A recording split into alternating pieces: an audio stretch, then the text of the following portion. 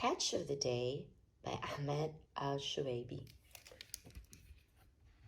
Hamad came down to the kitchen for breakfast, excited that it was the weekend at last. His father was already up and greeted Hamad with a hug. "Good morning, Hamad," he said. "Do you have anything fun planned this weekend?" "Just the usual," replied Hamad. "I'll probably hang out with my friends in the mall and watch a movie." "How about you do something different this weekend?" said his father. "How about we go fishing?" Hamad looked at him blankly. "Fishing?" he said. "Why do we have to go fishing? Isn't it easier to just buy fish from the market?"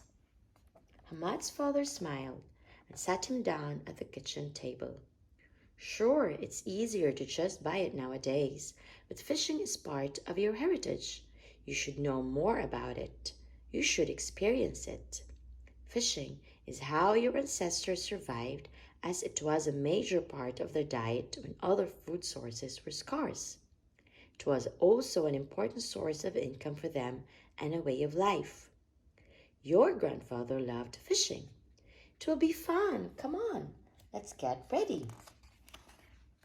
Hamad always loved hearing stories about the past and about his grandparents had lived. "Okay, Dad," he said. "I'll give it a try." "Let's go." "Not quite so fast," laughed his father. "First, we must get everything ready. We will need to make sure that we have our fishing license, fishing rods, reels, lines, hooks, different types of bait, a cooler, some snacks, a first aid kit, and sunscreen." The next morning, just as day was breaking, Hamad's father went quietly into Hamad's room, where Hamad was still fast asleep. "Hamad, it's 5 a.m. It's time to get up." "Why do I have to wake up so early on a weekend?" asked Hamad, rolling back under the covers. "Haven't you heard of the saying, 'the early bird catches the worm'?" asked his father. "Well, actually, in our case, these two early birds will catch the fish. There's an appropriate time for everything. Besides, it will be beautiful to watch the first rays of sunlight breaking the night's darkness." Hamad's father had been right. The early part of the day was the quietest, most peaceful part of the day. But now Hamad was ready to fish. "I'm ready. Let's fish," he said. "Excellent," said his father. "But before we get to the fun part, there are a few things we have to do. You have to rig your pole and bait your hook. You have to use the rig and bait which is appropriate for the type of fish you are hoping to catch." Hamad was getting frustrated at the long wait and was eager to get started. "Dad, that took ages," he said. "Can I start fishing now?" "Yes," his father replied. "Now cast your line and wait quietly." "That's it?" asked Hamad in surprise. "We just wait and do nothing?" "Patience is a virtue, my son, and good things come to those who wait," said his father. As they waited for the fish to bite, Hamad looked back to shore from the boat. "You know what, Dad?" he said. "I never noticed how beautiful Abu Dhabi's shoreline is until now." They had been fishing for over half an hour, and Hamad was beginning to get restless. But suddenly, he felt a tug on his rod. "Dad, I feel something!" he shouted. "I think I caught a fish. I will reel it in."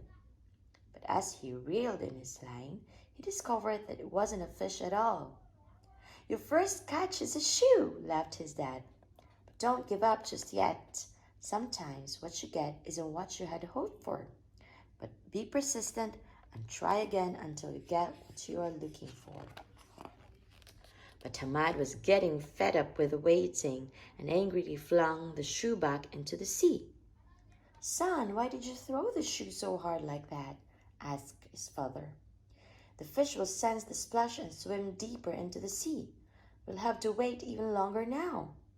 Sometimes the smallest ripple can make a big difference. So control your frustration and consider the consequences. And Hamad's father was right. The shoe had scared the fish away, and they waited in vain for something to bite. But Hamad knew that this time it was his fault. The fish weren't biting, and he decided to wait patiently for the fish to return. But the longer he waited, the harder it became not to get frustrated. Hamad's father looked at his son and saw that he was getting more and more disheartened. "Would you like me to help you?" he asked. "Yes," replied Hamad. "Don't think that I will catch anything today."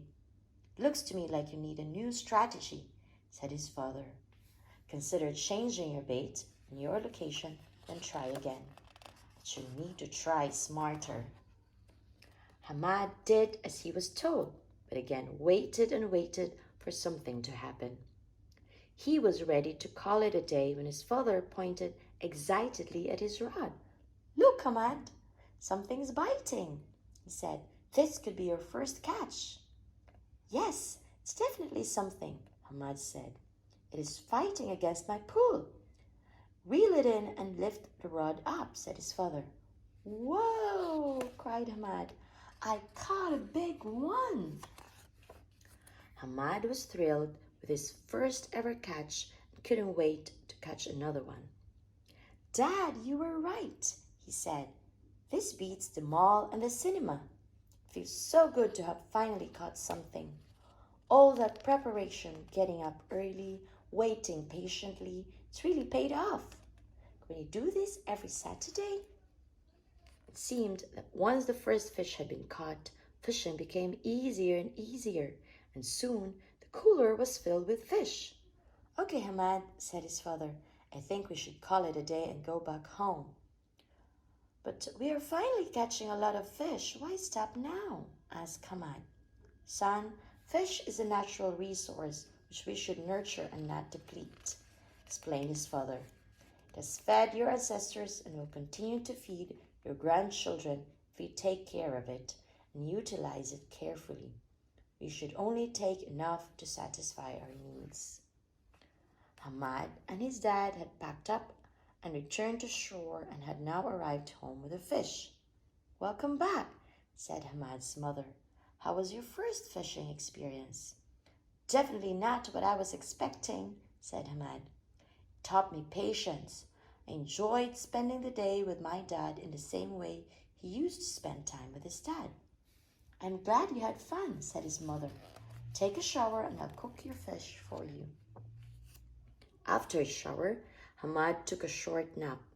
He was tired from his early start and from the sea air.